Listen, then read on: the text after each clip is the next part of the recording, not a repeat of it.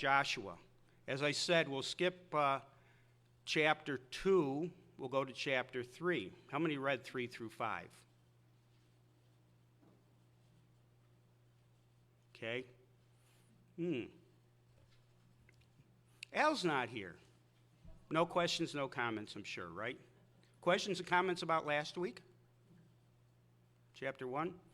Okay. So in this week's, we're strictly dealing with crossing the Jordan River. And we will have, it's really a very simple lesson, but there are points to it that we need to realize because this was a test of their faith and obedience. This was a test of would they follow? They were coming out of what? The wilderness wandering. Joshua was an old man by the time they got to this point, 80s, 70s. He had been maybe 30 at the beginning of it, and they wandered around for 40 years, counting when they left Egypt. So we're going to now see this generation whom their parents said as children would die in the wilderness because God had taken them there to be destroyed, and they were going in. They had the confidence to go after what God said was theirs. Now keep in mind, we're talking about Canaan. God had decided the time of those people was over. This isn't a blank check for anyone who calls themselves a child of God, whether true or not, to go and do whatever they're going to do. But this was specific. Israel has the deed to the promised land. It's theirs. And Joshua was that person to deliver it and to deliver them, to get them out of the wilderness and into the promised land.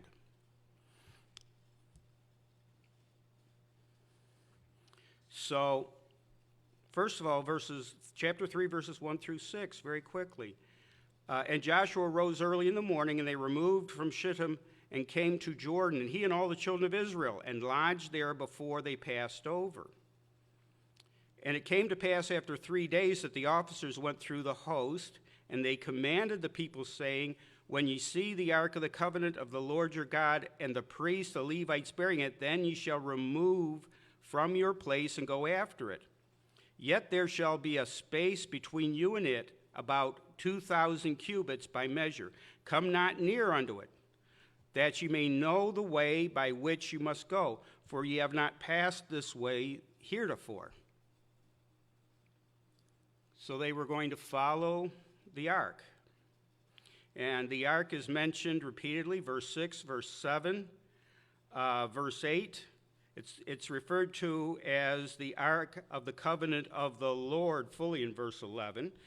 And then as the ark of the Lord in verse 13. But the ark is prominent in this whole thing. And I expect this is the reason why under Saul, they decided to run, or was it? I take it back. It was not Saul. But later on, they decided to take the Ark of the Covenant and use it in battle as if it were a good luck charm. No, that was not his purpose, and that's not the purpose here. The point is, people aren't going to accomplish this. This has to be done through the Lord. So the ark, indicating God's leadership, would go before them. 2,000 cubits.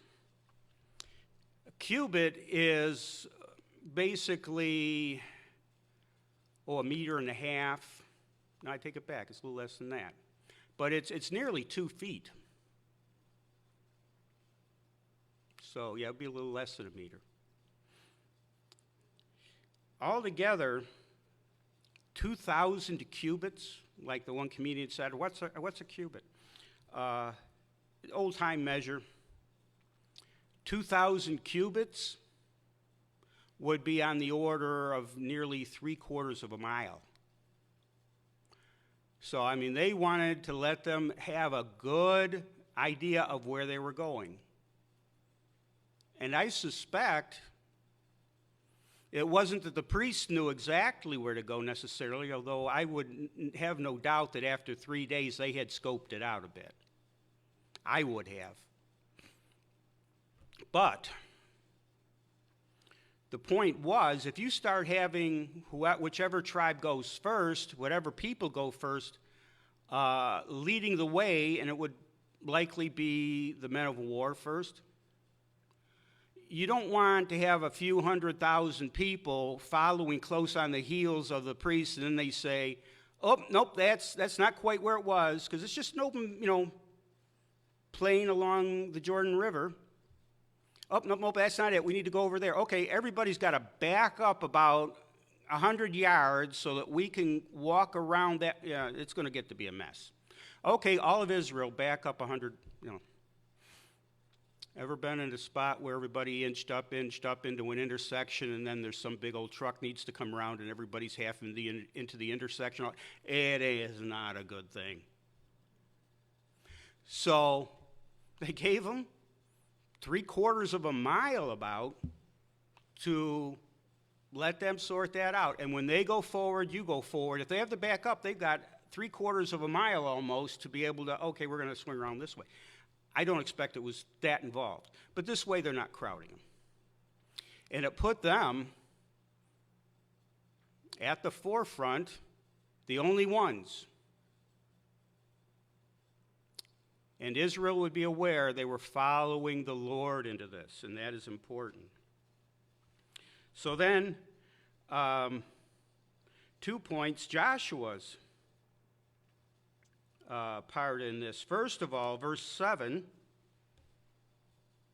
and the Lord said unto Joshua, this day will I begin to magnify thee in the sight of all Israel, that they may know that I, as I was with Moses, so I will be with thee. Joshua would be their leader for Israel in this. No one could be sitting there and saying, Joshua, I run all of my tribes, men of war, you better check with me. Not happening. He commanded Israel for the Lord, and so the Lord was making that point. And so he's commanding, verse 8, the priests that bear the Ark of the Covenant. He's the one directing them. He is there saying, okay, we're going to go this way. Again, 3 days to sort it out, and he's making certain they go the right way.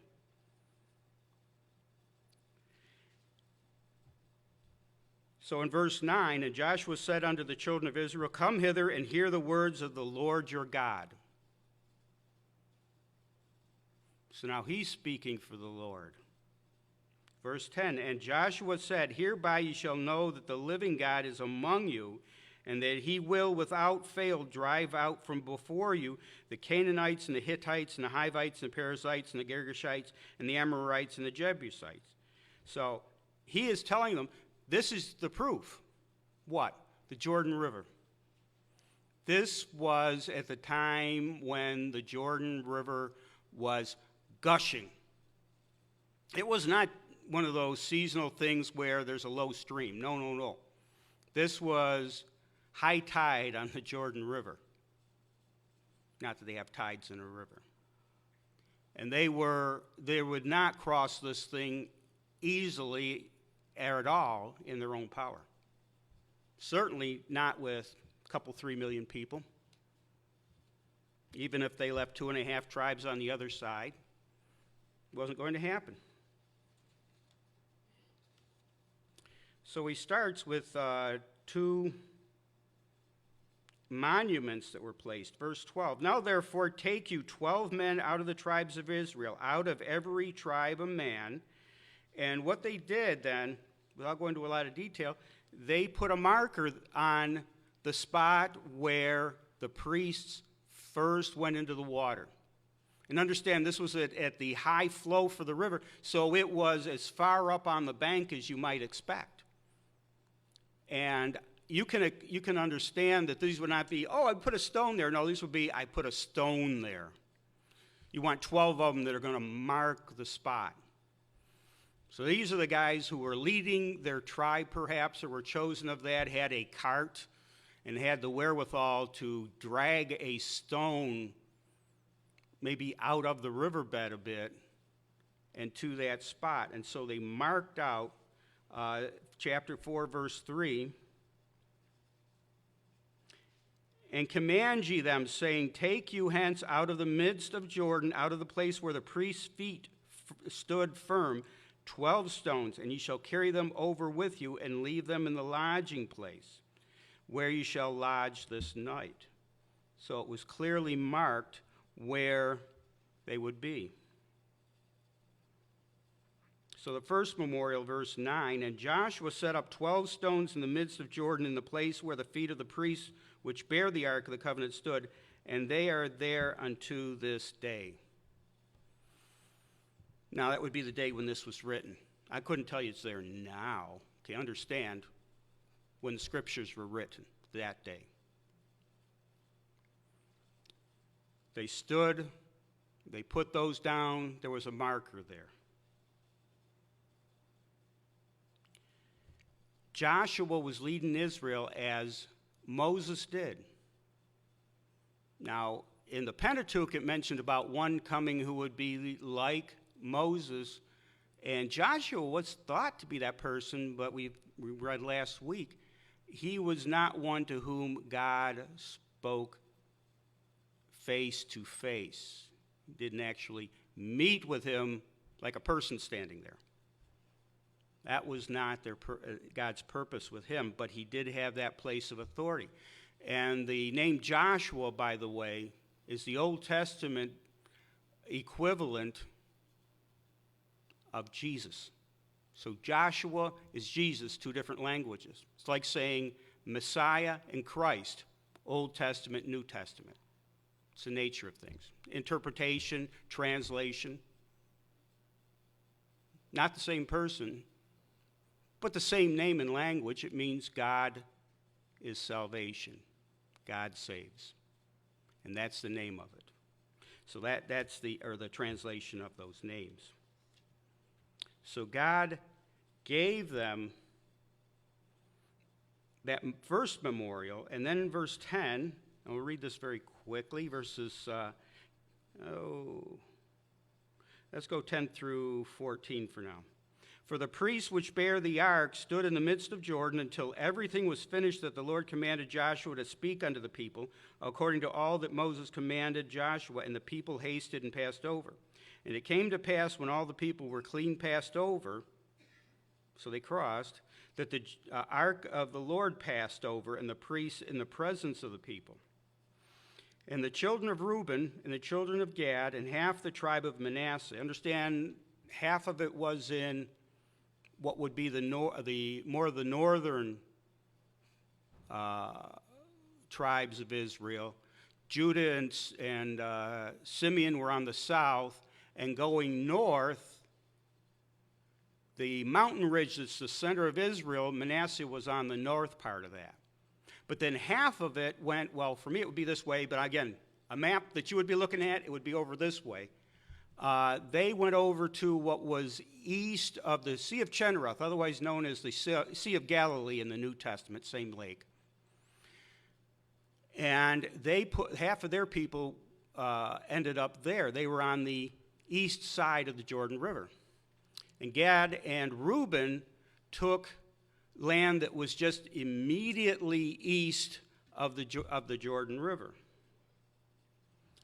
But they had promised, even though they already had their land, that they would send their men of war. And this was entirely in keeping with God's will in the matter. They were in Gilead. That was the name of it. In Kings, it mentions where they were really beginning to be overrun, 2 Kings. But that land east of the Jordan River was theirs from way back and was entirely in God's will. Just turning back a couple of pages in my Bible, the last book that we were in, previous to Joshua, Deuteronomy chapter 34. And Moses went up from the plains of Moab, verse 1 and 30 in chapter 34, unto the mountain of Nebo, to the top of Pisgah that is over against Jericho, and the Lord showed him all the land of Gilead unto Dan. So they were in Gilead. And that was the land where Og and the Sihon and those peoples were, and they had defeated them. And the land of Gilead was from that. Now, could you see all of that from one of those mountains there? No, God showed it to him. God gave him a view. Gave him like a fisheye lens of it, and it kind of all curled up in front of him, and he could see all of that land. Still in Deuteronomy 34, very quickly, verse 4. And the Lord said unto him, This is the land that I swear unto Abraham, unto Isaac, and unto Jacob, saying, I will give it unto thy seed. I have caused thee to see it with thine eyes, but thou shalt not go over thither. Gilead was included in that land. So they were absolutely right in holding that land. It had been won in warfare. It was given to Israel, and they wanted that particular section. A lot of the chapters in Joshua are about which tribes got what sections of land, which we won't go into. But they all divided up that territory, and Gad and Reuben took what was east of Jordan. You read the dimensions, and it talks about going east from Chinnereth, that would be the Sea of Galilee. In that day, if you talk about we will take land up to a river, it didn't mean split the river down the middle. They needed that water. Now, they're finding that out west. You need a water supply. Your water supply goes, and you're in trouble. When they talked a river as a boundary, they meant the whole river valley. In the Old Testament, it talks about the ultimate claim of Israel going to the river of Egypt. You can bet they aren't talking going down the middle of that river.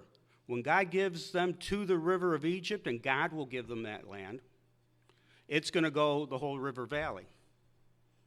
Then again, if you're talking the Nile River, yeah, you go much west of the Nile River, and my impression is it's desert. You wouldn't want it. It'd take a lot of work.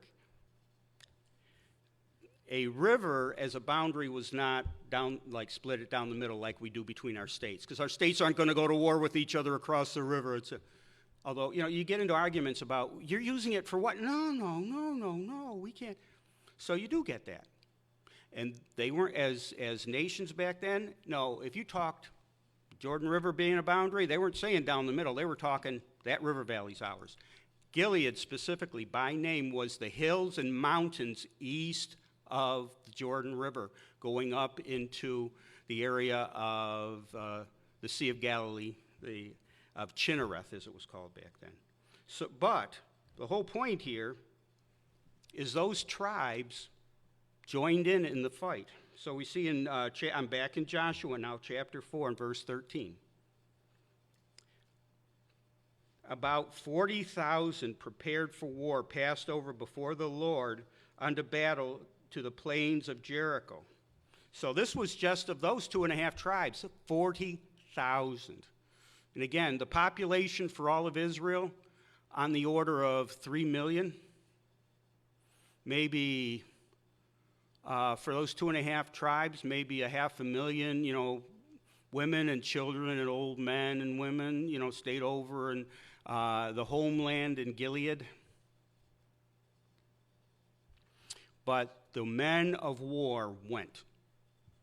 They would be 20 years old and upward.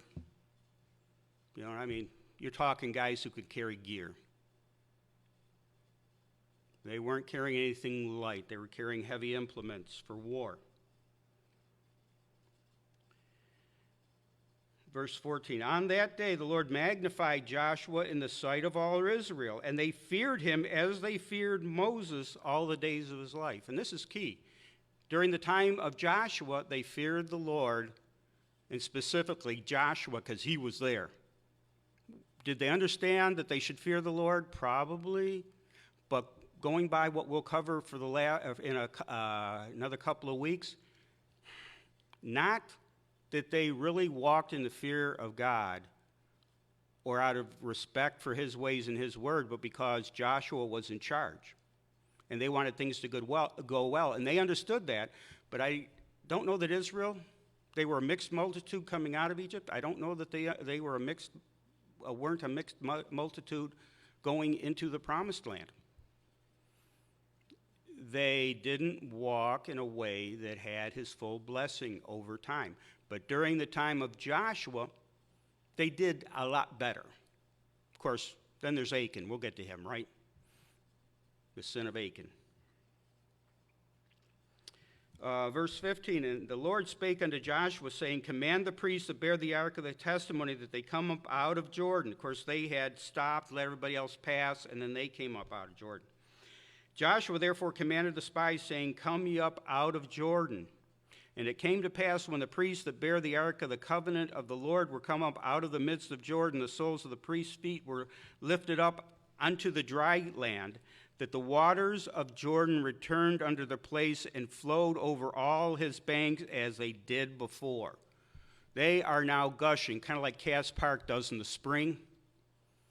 You know, all the lawn immediately around the park, it gets flooded out, and you get stuff on the news about some of the creeks over this way and such.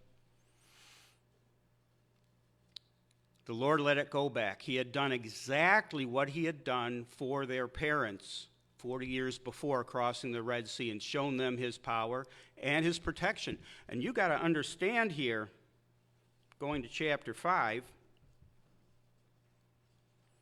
that Israel had every great celebration and confidence, but the people of that land understood that they had not come up from the south on the west side of Jordan like they could have, because after the Dead Sea, there's nothing there. The Jordan stops at the Dead Sea, and you could come up around that side of the Dead Sea, and oh yeah, no problem.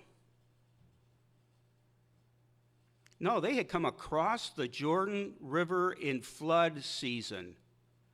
Millions of them.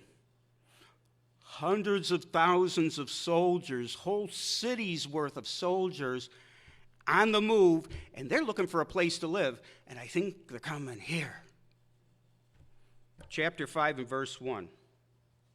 And it came to pass, when all the kings of the Amorites, which were on the side of Jordan westward, and all the kings of the Canaanites, which were by the sea, heard that the Lord had dried up the waters of Jordan from before the children of Israel, until we passed over, that their heart melted. Neither was there spirit in them any more because of the children of Israel. And we'll see this again when we cover chapter 2, along with 6 next week. When their parents looked at the giants in the land and the walled city, they let their hearts melt because they didn't keep their trust in God. They let the physical situation discourage them. God owns our todays, and he owns our eternity. They should have had confidence in him. He had promised what he would do for them. They were scared for it. But here was basically, as we saw going from Numbers to Deuteronomy and looking at the quantities, I didn't mention that when we covered it, it was basically the same number of people, maybe just a few less, very few, roughly the same number of people. But the nations of that promised land that God was judging through them, they were scared. And the parents of these people should never have been frightened to follow God. God was with them. God was giving them this.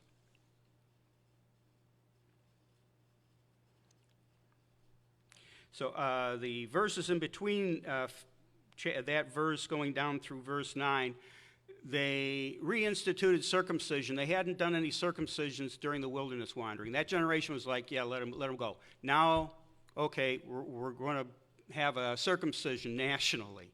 And they reinstituted circumcision, the covenant practice.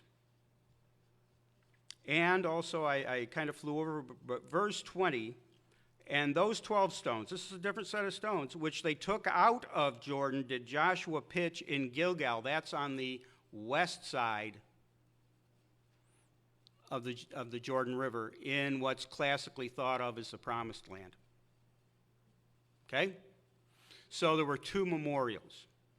One where they first stepped in, and one on exit. Well, that's great, because you could basically look at each one in flood season and say, this is where they crossed. God took them across that. Yep. That's where we crossed, because we put these stones here. Stones. Like what the people put at the end of their driveways on either side so that nobody drives across their lawn. That sort of thing. Stones, 12 of them. We went through that. Wow. God had delivered them. So the latter part then of chapter 5, you have the Passover reinstituted, 40 years. They had been keeping the Passover, 10, 11, 12. So they had the Passover. The first Passover was in Egypt. And here they were having the Passover again. God's judgment was not on them. No, it was on the Canaanites. Just as it had been against the Egyptians, it was against the Canaanites. And then verse 13 through 15, and it came to pass when Joshua was by Jericho that he lifted up his eyes and looked, and behold, there stood a man over against him with his sword drawn in his hand. And Joshua went unto him and said unto him, Art thou for us or for our adversaries? I like that. Our adversaries, our enemies, our opponents. And he said, Nay, but as the captain of the host of the Lord am I now come. And Joshua fell on his face on the earth and did worship, and said unto him, What saith my Lord unto his servant? Notice it's not all caps. He's not calling him the I am. But he is sitting there saying, You come speaking for the Lord, the captain of the host, an angel. And the captain of the Lord's host said unto Joshua, Loose thy shoe from off thy foot, for the place whereon thou standest is holy. And Joshua did so. Was he like, Hey, I'm the president? No. God's messenger, God's word. And he worshiped. I would say apparently an angel. Is it possible there was one last person who, as Melchizedek had centuries before, as Balaam kind of paid lip service to more recently, who was actually observing the will of God, the creator of heaven and earth, the I am in his life, to meet him there? That's a possibility, but I would think an angel. Speaking to him, and, oh yeah, he doesn't think so highly. He's not a proud man. He just knows he's got a lot of responsibility because the Lord is leading them. And without the Lord's leadership, we're a bunch of wet clay. Dirt and clay. And we should not think so highly of ourselves, and he did not. We see the same thing, the burning bush. Take off your shoe when Moses talked with the I am. And here Joshua, he wasn't meeting with God face to face. Joshua didn't have that standing. But he understood that Moses answered to the Most High God, and he was not going to make that mistake. And so he loosed his shoes in meeting. It doesn't mention what happened after that, but I would like to think that was a really good heart-to-heart. He stood on holy ground, yes, because God had shown his power over his creation there and brought them across. And those Canaanites were scared to death. Any questions, comments? Okay. Oh, okay. We'll cover chapter 2. We'll go back and pick that up, Rahab. And then, because that does lead into chapter 6, then when they go into Jericho, because Rahab was in Jericho. And it's just, I always found if I include that, the lesson gets a little tough to cover, and we're half covering chapter 6 then. So it's easier. We'll do 2 and 6. That's Jericho on both ends, 2 and 6. That was the spies going in chapter 2, and then chapter 6 is the army going in, children of Israel. Okay? Good. Let's have a word of prayer. Lord God, we thank you for your word, for your counsel, for the confidence we have in you, for the certainty we have in you, even when this world seeks to do wickedly. You are the judge of all the earth, Lord. May we keep this in mind in our daily lives and in our walk with you and in what we seek in our lives, that we would have your blessing in it. In Christ's name, amen.